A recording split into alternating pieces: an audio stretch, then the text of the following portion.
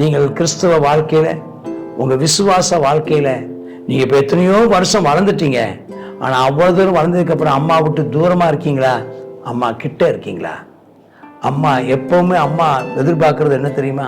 பையன் நம்ம கிட்ட இருக்கணும், நம்ம கூட இருக்கணும் அப்படின்னு தான் அம்மா. எத்தனை வயசு நீங்க ஆனாலும் அம்மா நீங்க கூட இருக்கணும்னு விரும்புறாங்க பார்த்தீங்களா? அதே மாதிரி நம்முடையதான ஆமென் ஸ்தோத்திரம் தாயுமானவர். ஹல்லேலூயா. நம்ம அப்பாவுக்கு ஒரு பேர் உண்டு, தாயுமானவர். அப்பா அவர் தாயுமானவர். ஆராதனைக்குரியவரே, உம்மை உயர்த்தி ஆராதிப்பேன். ஆராதனைக்குரியவரே, உம்மை உயர்த்தி ஆராதிப்பேன். பரிசுத்தர், நீர் பரிசுத்தர், பரிசுத்தர், நீர் பரிசுத்தரே, பரிசுத்தர், நீர் பரிசுத்தர், பரிசுத்தர், நீர் பரிசுத்தரே. ஆராதனைக்குரியவரே, உம்மை உயர்த்தி ஆராதிப்பேன். ஆராதனைக்குரியவரே, உம்மை உயர்த்தி ஆராதிப்பேன். சங்கீதம் 131.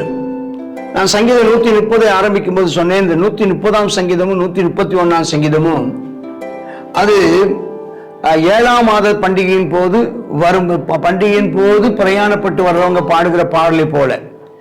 7ஆம் மாத பண்டிகையில முதல் தேதியில அவர்கள் எக்கால பண்டிகை, 10ஆம் தேதி பாவ நிவாரண பலி. அன்னைக்கு தான் இந்த போக்காடாக விடப்படுதலும் முழு இஸ்ரவேல் ஜனங்களுடைய பாவத்துக்காக பாவ நிவாரண பலி செலுத்துவதும் ஏற்படுகிற ஒன்று. அப்போ அந்த பாவம் மன்னிப்புக்காக பாண்டு தேவன் நம்முடைய பாவங்களை மன்னிக்கணும், மன்னிப்பார். அவர் நம்புகிறவர்களுக்கு அவர் கிருபை உள்ளவர், இரக்கம் உள்ளவர், ரட்சிக்கிறவர், விடுவிக்கிறவர் அப்படின்னு நம்ம பார்த்து அவங்கள என்ன தம்முடைய சொந்த ரத்தத்தினாலே சகல அக்கிரமங்களிலிருந்து மீட்டுக் கொள்வார் என்று 130 பார்த்தோம். இப்ப 131 தாவீது பாடின சங்கீதம் என்ன சொல்றாருன்னா, அந்த மன்னிப்பை பெற்றுக்கொள்வதற்கு நமக்கு என்ன சொல்றாருன்னா பயம். அந்த 4ஆம் வசனத்துல நமக்கு பயப்படும்படி முன்னெடுத்து மன்னிப்பு உண்டுன்னு சொன்னாரு. யாருக்கு மன்னிப்பு உண்டு அப்படின்னு சொன்னா, இருதயத்துல தாழ்மை உள்ளவர்களுக்கு, பெருமை உள்ளவர்களுக்கு அதை எதிர்த்து நிற்கிறார். பெருமை உள்ளவர்களுடைய பாவத்தை மன்னிக்க மாட்டார். கண்கள் மேட்டிமை உள்ளவைகளும் அல்ல, பெரிய காரியங்களையும் மிஞ்சின கர்மங்களையும் தலையிடுவதில்லை. அப்படின்னா என்ன அர்த்தம்னா, ரொம்ப அவர் என்னை கண்டுபிடிக்கட்டுமே பார்க்கலாம் என்றோ, அல்லது நான் என்ன தப்பு செய்து விட்டேன் என்று கண்களை நம்ம நீதிமானாக நம்முடையதான சுய நீதியை நம்பி நம்ம இராதபடிக்கு நம்ம ஆண்டவர் சமூகத்தை தாழ்த்தும் போது பாவங்களை ஒத்துக்கொள்ள வேண்டும், நம்மை நாம் தாழ்த்த வேண்டும். ஆமென் ஸ்தோத்திரம். அவருடைய ஒழுங்கு நடவடிக்கைகளுக்கு நமக்கு உட்படுத்த வேண்டும். கர்த்தர் விடுவிக்கிறவராயிருக்கிறார். தாயின் பால் மறந்த குழந்தையை போல நான் என் ஆத்மாவை அடக்கி அமர பண்ணேன். என் ஆத்மா பால் மறந்த குழந்தையை போல இருக்கிறது. அப்படின்னா என்ன அர்த்தம்னா, பால் மறந்த குழந்தை அப்படின்னு சொன்னா 2 அர்த்தம் சொல்றாங்க. ஒண்ணு, அவன் அந்த பால் அந்த ஒரு குழந்தையை போல ஒரு நம்பிக்கை ஆண்டவர் மேல, ஒரு குழந்தையை போல விசுவாசிக்கிற, குழந்தை நம்புவது போல நம்புகிற ஒன்று குழந்தை. அதுக்கப்புறம் பார்த்தீங்கன்னா ரொம்ப பசினால கத்து கத்தும். ஆனா அதுக்கப்புறம் அது பால் குடிச்சு முடிச்சதுக்கு அப்புறம் என்ன ஆயிடுன்னா, அது என்ன செஞ்சிருன்னா அது அப்படி அமைதியா அது இருக்குமா. அது ஒரு அனுபவம். இன்னொரு அனுபவம் என்னன்னு கேட்டீங்கன்னா, இன்னொரு அனுபவம்னா பால்குடி. அந்த இது சாமுவேல் புஸ்தகத்துல அந்த சாமுவேல் தீர்க்கதரிசியுடைய அம்மா அன்னாள் அவன் பால் மறக்கிற வரைக்கும் அவன் எண்ணத்துல வைத்து, அவன் பால் மறந்த போது என்ன கொண்டு விட்டாங்களாம். அப்ப என்ன அர்த்தம்னா, பால் மறந்த குழந்தைன்னு இருக்கிறது, பால் மறந்த பிள்ளை. குழந்தை பருவம் பால் குடிக்கிற பருவம், குழந்தை பருவம் தாண்டி ஆமென் ஸ்தோத்திரம் அது குழந்தை தந்து பிள்ளை பருவம். சிறு பிள்ளை.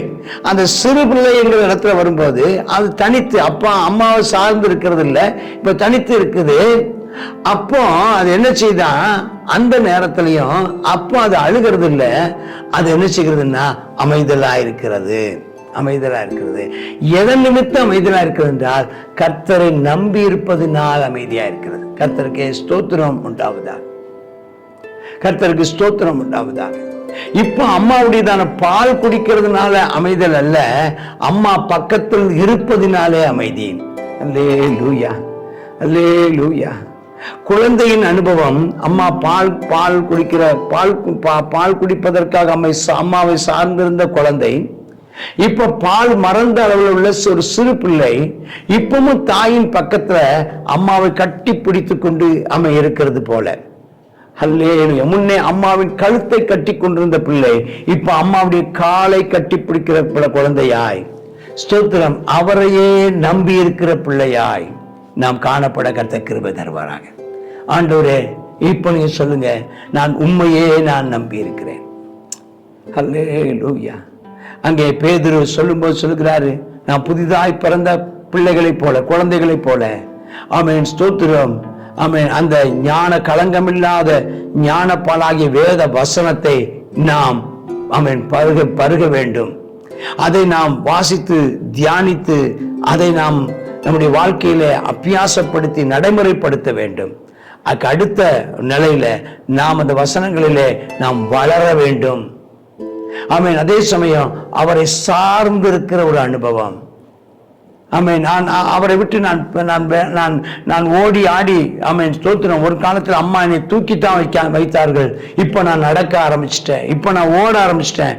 ஆனா நான் அம்மாவை விட்டு நான் எங்கே போவேன், நான் அங்கேயே சார்ந்திருப்பேன். இப்படி சார்ந்திருக்கிற குழந்தை சார்ந்திருக்கும் அனுபவத்தை நான் ஆமென் உடைய சமூகத்துல அமர்ந்திருக்க என்னை அர்ப்பணிக்கிறேன்.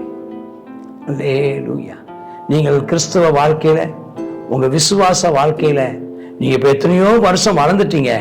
ஆனா அவ்வளவு தூரம் வளர்ந்ததுக்கு அப்புறம் அம்மா விட்டு தூரமா இருக்கீங்களா, அம்மா கிட்ட இருக்கீங்களா? அம்மா எப்பவுமே அம்மா எதிர்பார்க்கறது என்ன தெரியுமா? பையன் நம்ம கிட்ட இருக்கணும், நம்ம கூட இருக்கணும் அப்படின்னு தான் அம்மா. எத்தனை வயசு நீங்க ஆனாலும் அம்மா நீங்க கூட இருக்கணும்னு விரும்புறாங்க, பார்த்தீங்களா? அதே மாதிரி நம்முடையதான ஆமென், ஸ்தோத்திரம், தாயுமானவர். அல்லேலூயா. நம்ம அப்பாவுக்கு ஒரு பேர் உண்டு, தாயுமானவர். அப்பா அவர் தாயுமானவர். நீ பக்கம் இருக்கணும்னு விரும்புகிறாரு. நீ அவருடைய பாதத்தை கட்டி பிடித்து கொண்டு அவருடைய பாதத்தில் அமர்ந்து அவர் முகத்தை பார்க்கும் அனுபவத்தை நாம் இன்று பெற்றுக்கொள்வோமாக. கர்த்தரை நம்பி இருப்போம். அப்படி கர்த்தரை நம்பி இருப்போமாக. அல்லேலூயா. இன்னைக்கு பால் மறந்த குழந்தையை போலன்னு சொன்னா ரெண்டு அர்த்தம். ஒன்று, பால் மறந்ததுக்கு அப்புறம் சத்தம் போடாமல் இருக்கிறது ஒரு அனுபவம் ஒன்று. இன்னொன்று, பால் மறந்த காலங்கள், பால் குடிக்கும் காலம் கடந்து போன பிற்பாடும் அம்மாவை சார்ந்திருக்கும் ஒரு பிள்ளையை போல ஆமென், நீங்கள் கர்த்தரை சார்ந்திருங்கள். கர்த்தர் உங்களை ஆசீர்வதிப்பாராக. ஆமென், ஆமென். God bless you. 131வது சங்கீதம். இந்த 131வது சங்கீதத்தில் சங்கீதக்காரன் சொல்லி, என்னுடைய இருதயம் ஈர்மாப்புள்ளதில்லை, என்ன செய்கிறார், நான் பெருமை உள்ளவன் அல்ல அப்படின்னு சொல்லிட்டு சொல்லுகிறார். ஆமாம், நான் தாயின் பால் மறந்த குழந்தையை போல நான் உங்களை நம்பி இருக்கிறேன்ப்பா அப்படின்னு சொல்கிறார். இன்றைக்கும் ஆமாம், நாம் என்ன செய்வோம், நம்ம இருதயத்தில் எந்த ஒரு தவறான எண்ணங்கள் இல்லாமல், அவன் ஒரு பரிசுத்த சிந்தையோடு, இருமாப்பு இல்லாமல், பெருமை இல்லாமல், மேட்டிமை இல்லாமல், தாழ்மையாய் நடந்து கொண்டு அவருக்கு காத்திருக்கும் போது நிச்சயமாக கர்த்தர் நம்முடைய ஜெபத்தை கேட்டு நமக்கு அவன் அற்புதம் செய்கிற தேவனாக இருக்கிறார். நாம் எப்பொழுதும் அவரை நம்பியிருப்போம். இஸ்ரவேல் அவன் எப்பொழுதும் அவன் கர்த்தரை நம்பியிருப்பதாக நம்முடைய சமூகத்தில் நாங்கள் நம்பிக்கையோடு இருக்கிறோம்ப்பா. தேவனே, எங்களுடைய நம்பிக்கை ஒருபோதும் பொய்த்து போகாது என்பதை அறிந்திருக்கிறோம். ஜெபம் பண்ணுவோமா?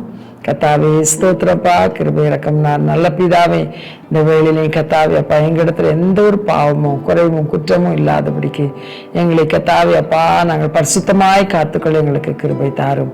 அப்பொழுது உங்களுடைய ஆசீர்வாதம், உங்களுடைய நன்மையும் அவன் நாங்கள் காத்திருக்கிற அப்பா தாயின் பால் மறந்த குழந்தையை போல அப்பா ஸ்தோத்திரம் நாங்கள் கர்த்தாவே ஆமென் காத்திருக்கிற அந்த நன்மையை நீர் எங்களுக்கு தருவீர் என்று சொல்லி நாங்கள் விசுவாசிக்கிறோம் கர்த்தாவே ஸ்தோத்திரம் அப்பா ஆமென் அப்பா அப்பா ஒரு நம்பிக்கையோட அப்பா ஸ்தோத்திரம் எந்த ஒரு பயமும் இல்லாமல் ஆமென் அப்பா ஸ்தோத்திரம் உண்மை சார்ந்திருக்கிறோம்ப்பா உம்முடைய பாதத்தில் அமர்ந்திருக்கிறோம் தேவனே நீர் நிச்சயமா எங்களுக்கு நன்மை செய்வீர் அப்பா சுற்றில இருக்கிற ஜனங்கள் மத்தியில தேவனே அப்பா நம்முடைய நாமத்தை மகிமைப்படுத்துவீர் என்று சொல்லி நாங்கள் விசுவாசிக்கிறோம் அப்படியே செய்துள்ளோம் இயேசுவின் நாமத்தில் ஜெபிக்கிறோம் நல்ல பிதாவே ஆமென்.